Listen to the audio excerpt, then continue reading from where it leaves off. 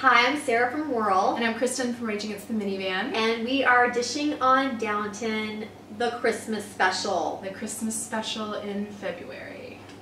Right. For us Americans. That makes a lot of sense. I enjoy the Christmas specials. I enjoy the Christmas specials, although I have to say that this Christmas special wasn't quite as exciting as previous Christmas specials. Kristen, you know, we never got to wear our burial shrouds this year. We didn't. Last season we wore them like every other episode. every other episode. And this no one died. No one died. Well, except for Green, which, I mean, he deserved that. We should eat cake about that. We are pumped about that. We should have worn like tiaras and been all dressed up. So, okay, Christmas special, it's 8 months later. Okay, which is always fun. Fast forward, things have happened, we're coming back in. And basically, this episode's flurry is all about Rose's debutante ball. Her big coming out. Which she seems kind of old for. But that never happened before? Don't you do that when you're like I was a debutante. Well, let us know, Sarah. Yes. Little known fact, it was a sophomore in college. Sophomore in college. Oh, are you serious? Okay. At least that's when I did mine. I did not do that. Oh, yes, I could show you my bow. It was great. Face almost to the floor. Okay, so anyway, everyone's getting ready for her debutante ball. People are kind of going places.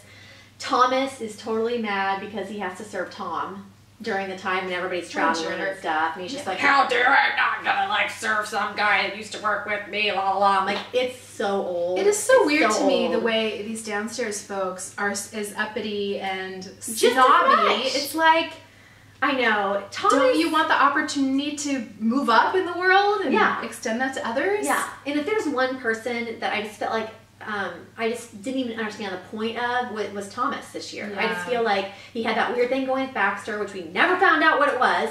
And he just, you know, he's like snide, you know, sneaky ways. And I just thought it was stupid. It's dumb. He's dumb. Yeah. Dumb. Okay. So, Edith had a baby girl in Switzerland and gave her to a family. It's baby. I know. So she's in. So she gives it to a family in Geneva. And then presumably is going to take it back.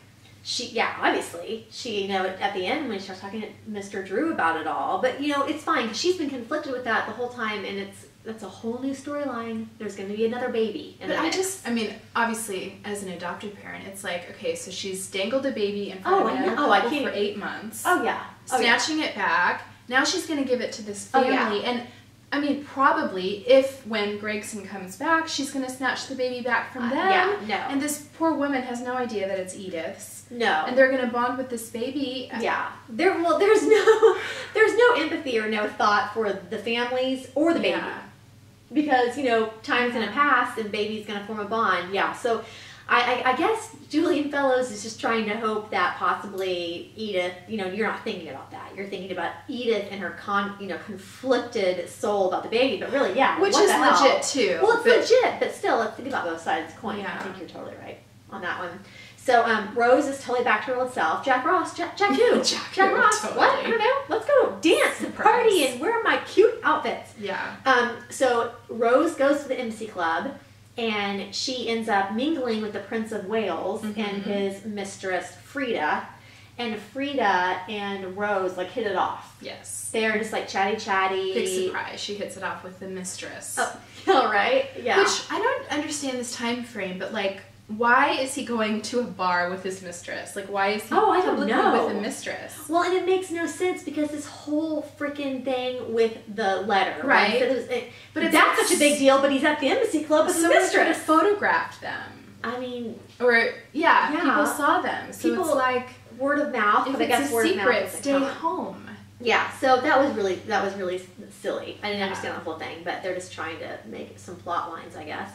So Tom and Sarah Bunting, they to see each other, and she convinces him to take her back to Downton because she wants to see what it's like to be in, you know, this huge manor and la la. Which seemed unlike her. Like, I thought she was a little, like, above being starstruck. But true, but I think she kind of approached it. She's kind of like, yeah, let's go see this. You know, she was being snarky. Kind of snarky. So she goes, she wants to see everything, runs upstairs, he goes up there, oh, here comes Thomas lurking in the shadows, and busts them, and it does not look good. Yeah, it looks like they were Totally. And hanging out Tom upstairs. is like, oh shit, oh no. So that doesn't look good. Yeah. What else? Blake and Mary have like their date. They go out. Which is surprising. So I guess enough time has passed that she's I mean she's still being very, subdued. demure about it. But while they're on their date, they run into Gillingham. Which of course. Yeah. I mean, really, okay. And he does not look real thrilled because he's been rebuffed by her saying, "I'm not ready," and but I'm ready for him. Oh yeah, so that was kind of not a good thing. What else? Martha and Harold come from America. Harold, oh my God, played by Paul Giamatti, who just plays the gross guy too well. And he's so like pompous yet totally awkward. It just, I just was so skeeved out by him. So skeevy. Why is that girl? Why Madeline? Hanging out with him? I don't get it. She is so lovely and sweet and young and pretty, and she's like hanging out with Harold, and it makes no sense whatsoever. And when he like goes off about her dad, courting Martha because he wants her money, and he basically is just like, oh, P.S. your dad should just like give it up because I get the money. I mean, who says that to someone? But is he saying that so that she will, want to be with him? And is she liking him because she knows he has money? I don't think so. She seems way sweet and just like trying to make conversation with this douchebag, and he just keeps going, and then he feels bad, so he invites her to a picnic because he feels bad for what he said. I'm sorry, I spoke out of turn. And they go on a picnic, and they seem to really like each other, and I want to barf. I want to barf all over the two, over both of that. I can't deal. He's annoying. Okay, so let's get back. They're taking donations for the clothing for a local charity, and Anna donates Bates' jacket, and when Miss Hughes is going through it, she finds the ticket stub to London on the day of Green's death. Which one might think, Bates, that you would cover your tracks a little bit. Oh my God. I mean, just leave it in the throw that stub away before you come home. And the thing is, he even knew that the stub was in there because when Anna tells him, I almost called her Anna because of Frozen. I know. But when Anna tells him, he's like, what? Yeah. And then I'm like, so why are you keeping that ticket stub? You want to go to jail?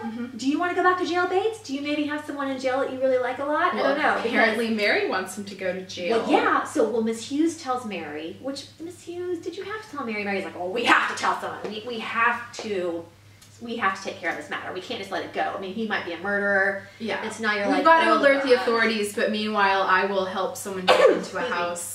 Yeah. And look for a letter. Mary's being a little inconsistent. Mary, you're being, So, speaking of, this whole Prince Wales writes a love letter to Frida when they're all up and dancing about Samson, Card Shark Samson. Is that his name? Yeah. Samson, yeah. He, like, steals the love letter. And so it creates this entire, like, weird, oh my God, what's going to happen? And it gives the Downton folks time to come up with some harebrained scheme to, like, have a gentleman's night of poker while a whole bunch of them break into Samson's house to find this letter. It was just very, like, Scooby-Doo to me. Like, totally oh, let's go. And it just seemed kind of, but here's another peeve I have about this season. They just keep adding new characters every episode. We've got Harold, we've got Madeline, we've got Samson comes back, Samson coming back, Slade, and it's just like, can't we just develop the characters that we already have? I agree. Tell us. Okay, so talking about the scheme to retrieve the letter, they like break into the house, they can't find it. It's all Scooby-Doo, like we said, and then it turns out Bates, they tell Bates about it, and then Bates to the rescue because he's so like, Mr. Jailbreak. And well, that's because Bates is like, where would I hide something incriminating? In a pocket of a jacket. Where have I heard this plotline before? So basically Bates puts his helps him with his jacket, slips it out, saves the day, go Bates. So that was great. It was just kind of, the whole scheme was weird. Well, so is Mary going to not tell him for being a murderer because now he saved the day? I don't know. Well, it turns out though that when it's Rose's turn for her debutante ball, the prince asks her to dance, which is like a huge deal. That basically he's like thanking her for saving his ass and getting that letter back. So he did it as a favor to Frida and keeping his super secret mistress that he goes to bars with. Yeah, because it's totally super secretive. Okay, so we find out Gregson was attacked by some brown shirts Brown in Germany. coats? Brown coats. I don't know what that is. Either. Well, History. I don't know. So yeah, he was attacked by some people in Germany, but we still don't know. Is he dead? Is he not? Will someone just tell me? I'm so over this. So the ball. She dances with the prince. Oh, Violet and Tom when they dance. Like that. That's kind of my favorite part of the whole show. That was amazing. It was adorable. And Tom hasn't been talking about moving now. Is he feeling settled finally and accepted in the family? I think that's kind of what they're talking about. Yeah. You know, they kind of have that conversation, and then he asks her to dance, and she's kind of like, oh, I just love her. Okay, and then the big news. So Tony Gillingham and Mary are like talking about this love triangle, and she's like, I don't think I could ever be with Blake because we're not on the same side, and it's so important to me. And he, idiot, side meaning socioeconomic status. Right, doesn't have enough money, basically. Gillingham gives it up that he's an heir, like heir to the throne, and it's so funny. All of a sudden, Mary's like, "You don't say." That changes everything. And Which I feel like this is the plot to like every Disney movie and Jane Austen book ever. Like, surprise, the pauper's a prince. It's so ridiculous, and I love how she plays it off like, we understand each other better, whatever. And then Gillingham, why? If you are so in love with her, why did you have to like give up that information? Well, he's a good guy. He is a good guy, but you just lost Mary right there, buddy. Okay. You just lost her, so I'm glad you feel good about yourself and have a good conscience. So that happens. That was a good bit. Whoa. So we've got Slade, which that name is cracking me up because all I can think of is the guy from OC Housewives. I know, Slade. But he's totally into Daisy. And why can Daisy not reciprocally like someone? Because remember that guy that she actually married? Yeah. Was a super nice guy too. Yeah. Like Daisy. I forgot why she can't married you like that guy. someone back that likes you back instead of Alfred? I know. And Slade is totally cute, totally down with her, totally wants to take her to New York to cook. And she's like, no thanks. No thanks. And then I'll stay here in the kitchen. And Ivy like pop. I'll go.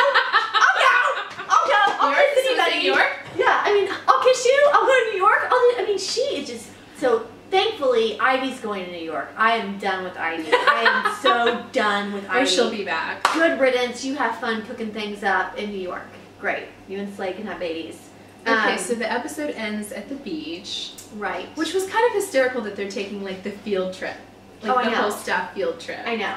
But before though, don't forget that Baxter finally tells Thomas off. But finally. the worst part is we never find out what the secret was. Yeah, what was he holding over her? So, why did she feel beholden to him this entire series? Yeah, thanks for stringing us along all season long. You don't even tell us. Because it was so ridiculous. But yeah, so they end up at the beach. Everybody's having a great day. Carson thinks the water's cold or he's scared or something like that. And then he and Mrs. Hughes like hold hands and go into the water together. And it was a really sweet moment. Was like romantic? I tried to figure it out.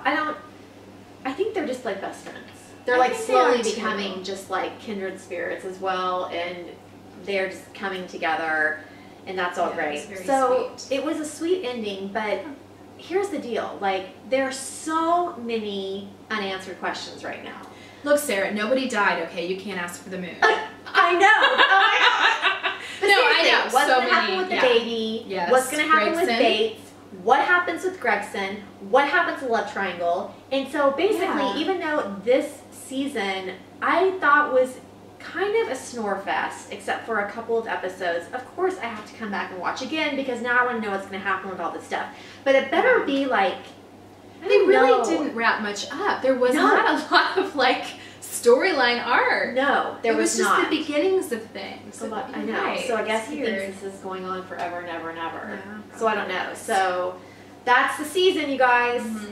Hope you enjoyed it. What'd you guys think of the finale and the Christmas special and all that good stuff? Let us know.